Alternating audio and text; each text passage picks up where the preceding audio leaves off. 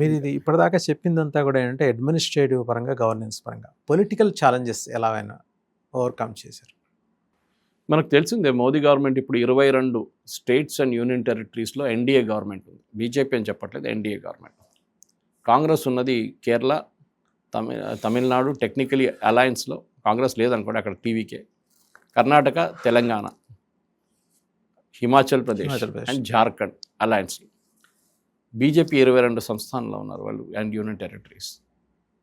ఒకటి మోదీ గవర్నమెంట్ ఏం నేర్చుకున్నారంటే ఒక అగ్రెసివ్గా పనిచేయాలని చెప్పి, అది బీజేపీ కల్చర్లో ఉంది. వాసుదేవన్ గారు ఎలక్షన్ అంటే వాళ్ళొక మున్సిపల్ ఎలక్షన్ కూడా ఒక లోక్సభ ఎలక్షన్ లాగా సీరియస్గా తీసుకుంటారు. ఏదో కొలంబియాకి వెకేషన్కి వెళ్ళడమో లేకుంటే మలేషియాకి వెకేషన్ వెళ్ళడమో ఉండదు. మీరు ఎప్పుడు చూడలేదు అమిత్ షా గారు అక్కడ వెళ్ళి వెకేషన్ తీసుకుంటున్నారు, లేకుంటే నితిన్ నవీన్ అక్కడ వెళ్ళి కూర్చున్నారు, మోదీ గారు వెళ్ళి హాలిడే తీసుకుంటున్నారు. ఎలక్షన్ అంటే ఎలక్షన్, దాని వెంట పడతారు వాళ్ళు. సిస్టమ్ ఉంది వాళ్ళ దగ్గర, దోపర్చి సిస్టమ్ కానీ, పన్నా ప్రముఖ్ కానీ సిస్టమ్ క్రియేట్ చేశారు. ఇప్పుడు రాహుల్ గాంధీ అంటున్నారు మొన్న, మేము హర్యానాలో పంజాబ్లో రాబోయే ఎలక్షన్లో మేము బీజేపీ స్ట్రాటజీ యూజ్ చేయబోతున్నాం. అంటే మీరు అంగీకరించారా బీజేపీ స్ట్రాటజీ పనిచేస్తుందనేది? సో పొలిటికలీ మోదీ ఇప్పుడు టీనా ఫ్యాక్టర్ లాగా అయిపోయింది. There is no alternative. Modi ఉన్నారు అంతే. ఇప్పుడు అందరూ అంటారు ఆఫ్టర్ మోదీ హూ అంటారు. అప్పుడు చూసుకుందాం. 2013లో ఎవరికి తెలియదు కదా మోదీ అని ఒక ఆయన వస్తారు, ముఖ్యమంత్రి అవుతారు, ప్రధానమంత్రి అవుతారని. ఎవరు ఊహించలేదు ఆ టైం. దానికన్నా ముందు 2001లో ఆయనకే తెలియదు ఆయన ముఖ్యమంత్రి అవుతాడు గుజరాత్ అని, ఆయన్ని చేశారు. సో హిస్టరీలో కొన్ని మూమెంట్స్ ఉంటాయి అట్లాంటివి. ఎక్కడ లేని మంచి సడన్గా వచ్చి టేక్ ఓవర్ చేసుకుంటారు. అది జరిగింది కూడా బీజేపీలో. కానీ ఒక leadership material, decision making.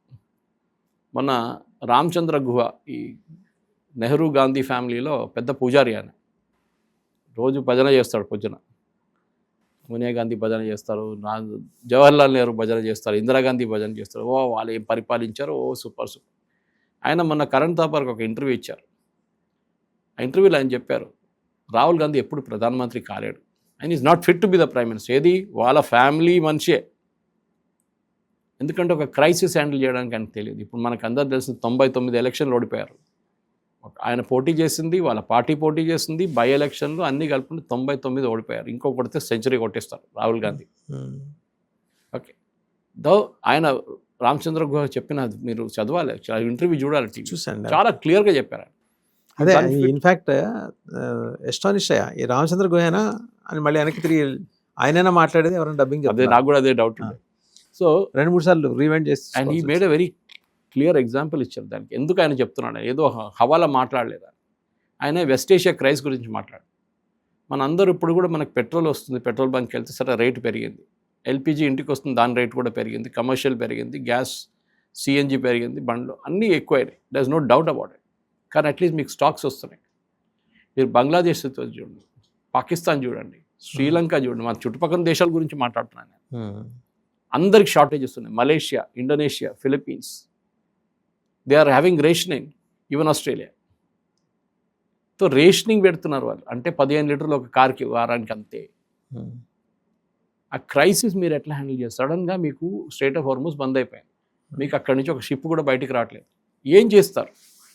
How do you handle that crisis? మనకు ఇల్లు నడిపించడానికో, చిన్న కంపెనీ నడిపించడానికో, చిన్న టెలివిజన్ ఛానల్ నడిపించడానికి కష్టపడతాం.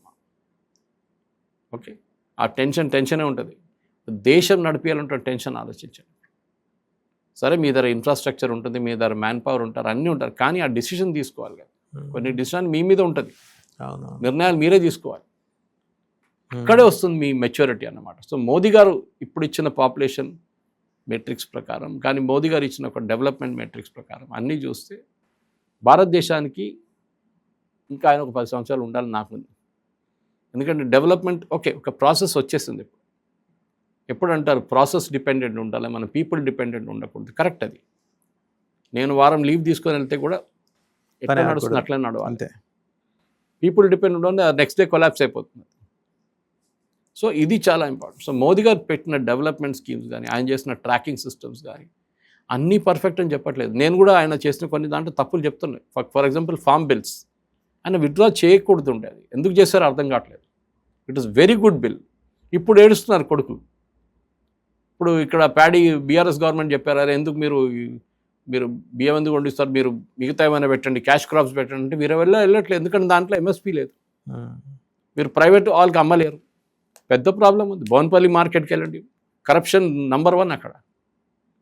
లోపలికి వెళ్ళేది 10 రూపాయలు, బయటకు వచ్చి 50 రూపాయలు అయిపోతుంది కిలోకి కూరగాయలు. ఇది ప్రాబ్లం. సో మీరు ఫార్మర్స్కి ఫ్రీడమ్ ఇవ్వలేదు. ఇచ్చిన ఫ్రీడమ్ వాళ్ళు ఆ మాఫియా చేశారు. ఇదంతా ఈ అజిటేషన్ అంతా, ఫార్మ్ బిల్ అజిటేషన్ అంతా చేసిన పెద్ద ఒక మాఫియా. అది విత్డ్రా చేసిన మోదీ గారు చేసిన పెద్ద తప్పు ఒకటి. రెండవది కోర్స్ ఇప్పుడు ఆయన కరెక్ట్ చేస్తున్నారు, కానీ సిఏ వచ్చిన తర్వాత దాన్ని నోటిఫై చేయడానికి 5 సంవత్సరాలు తీసుకున్నారు. చట్టాలు దాంట్లో రూల్స్ ఉంటుంది. ఆ రూల్స్కి అది ఎందుకు ఇంత లేట్ చేస్తారు నాకు అర్థం కావట్లేదు. అట్లాంటి చిన్న చిన్న ఉన్నాయి చాలా మటుకు. కానీ ఓవరాల్ చూస్తే ఇన్ ద బిగ్గర్ పిక్చర్ మనం ఎక్కడున్నా అక్కడి నుంచి ఇక్కడ దాకా వచ్చాం. ఓకే, అది మీరు జిఎస్టీ కలెక్షన్ చూడండి, 40,000 30,000 కోట్లు ఉన్నది, ఇప్పుడు 2 లక్షల కోట్ల దాకా వెళ్ళింది. చాలా పెద్ద అబ్జెక్షన్ ఉండే స్టేట్స్ నుంచి, మిగతా అందరి దగ్గర నుంచి. మీరు ఇప్పుడు చెక్ పోస్ట్కి వెళ్ళండి, మీరు ఇక్కడ నుంచి ఆంధ్ర వైపు వెళ్తే కానీ ఇక్కడ నుంచి కర్ణాటక వైపు వెళ్తే ముందు పెద్ద ఒక 30-40 లారీలు ఉంటుండే. లంచం ఇచ్చి మీరు మీ డాక్యుమెంట్తో సహా ఒక 500-1000 రూపాయలు దాంట్లో పెట్టాలి, లేకుంటే అది పాస్ కాదు, మీరు అక్కడే ఉండాలి రోజంతా. ఇప్పుడు మీకు లైన్లే కనిపించవు. Everything is gone to QR code, కొట్టేసి వెళ్ళిపోవడం అంతే జిఎస్టీతో పేమెంట్. సో ఏమైంది, మీ ట్యాక్స్ బ్రాకెట్ ఇంక్రీజ్ అయింది. అన్నిటికంటే పెద్ద ఇంకొక కామన్ మ్యాన్ మాకు ప్రజలకు ఉన్న main thing digital payment system, UPI. ఇది ఎందుకు చేయలేదు ముందని అర్థం కావట్లేదు నాకు. ముందే చేయొచ్చు ఇదంతా, మన దగ్గర టెక్నాలజీ ఉండే. సరే, మన దగ్గర బ్యాంకింగ్ సిస్టమ్స్ కానీ మిగతా దాన్ని అంతా ఇంటిగ్రేట్ చేయాలండే, సెక్యూరిటీ సిస్టమ్స్ తీసుకురావాలండే. కానీ ఇప్పుడు చూడండి, 95% మంది క్యూఆర్ కోడ్ బేస్డ్ పేమెంట్సే వాడతారు. వందే భారత్ మన దగ్గర టెక్నాలజీ ఉండే ముందే, కొత్త టెక్నాలజీ ఏం తీసుకురాలేదు బయట నుంచి. మనం తయారు చేస్తున్నాం ఇంటిగ్రల్ కోచ్ ఫ్యాక్టరీ పెరంబూర్లో, ఇప్పుడు BML తయారు చేస్తున్నాం. అండ్ ట్రాక్లు మార్చాలి ఉండే. మన దగ్గర ఉన్న ట్రాక్ మ్యాక్సిమం 110 పోతుంది అంతే ట్రైన్. ఆ ట్రాక్లు మార్చాలి, దానికి పెట్టుబడి పెట్టాలి, దానికి తయారు లేరు. You have to take a decision. ఆ నిర్ణయం తీసుకోవడంలో ఉంటుంది కెపాసిటీ. అన్ని నిర్ణయాలు కరెక్ట్ కావాలని లేదు, ఎక్కడో నిర్ణయం తప్పుగా అవుతుంది. డెఫినెట్గా దాన్ని కావాలంటే సరి చేసుకోవచ్చు. తర్వాత ఏం చేశారు, 180-190కి ట్రాక్ వేశారు. ఇప్పుడు వందే భారత్ నడుస్తున్నారు. వందే భారత్ వచ్చినప్పుడు చెప్పారు, దీంట్లో ఎవడు పోతాడు, ఇంత రేటు కట్టి ఎవడు వెళ్ళారు అని చెప్తారు. ఇప్పుడు చూడండి ఎన్ని వందే భారత్లు దొరుకుతాయి, టికెట్లు దొరకవు మీకు.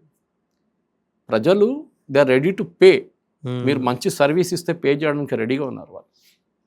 అది మీరు హైవేస్లో చూస్తారు, టోల్ గేట్ దగ్గర, మీరు ORR మీద చూస్తున్నారు, మీరు ఎక్కడైనా చూడండి, ప్రజలు డబ్బులు కట్టడానికి రెడీగా ఉన్నారు. But you have to give that service. అది చాలా ఇంపార్టెంట్. సో మోదీ గవర్నమెంట్ అదొక వైపు, ఇంకోవైపు డెవలప్మెంట్, ఇది 2 బ్యాలెన్స్ చేసుకుంటూ వెళ్తున్నాం. సరే, ఈ వెస్ట్ ఏషియన్ క్రైసిస్ చాలా పెద్ద క్రైసిస్, కానీ దాన్ని కూడా మనం ఓవర్కమ్ చేసుకుంటాం, పెద్ద ప్రాబ్లం ఏం లేదు, చేసుకోవచ్చు. కానీ ప్రజలు సహకరించాలి దానికి. రాహుల్ గాంధీ లాంటి వాళ్ళు వెళ్ళి మళ్ళీ గ్యాస్ సిలిండర్ తీసుకెళ్ళి రోడ్డు మీద ఏం చేస్తారు? ఎప్పుడు కూడా 700 రూపాయలు లాస్ వస్తుంది ప్రతి సిలిండర్ మీద ఆయిల్ కంపెనీస్కి.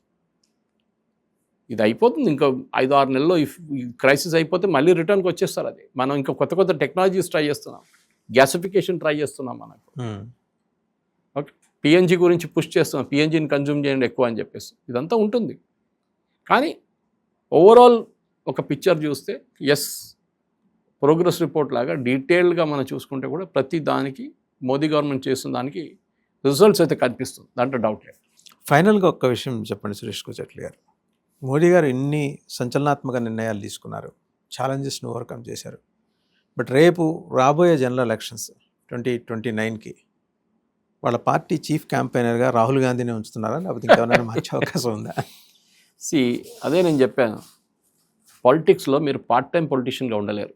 రాహుల్ గాంధీ ప్రాబ్లం అది. రామచంద్ర గోయల్ చెప్పారు అదే. బీజేపీకి అన్నిటికంటే పెద్ద క్యాంపెయినర్ రాహుల్ గాంధీ మీరు చెప్పింది అని తప్పలేదు.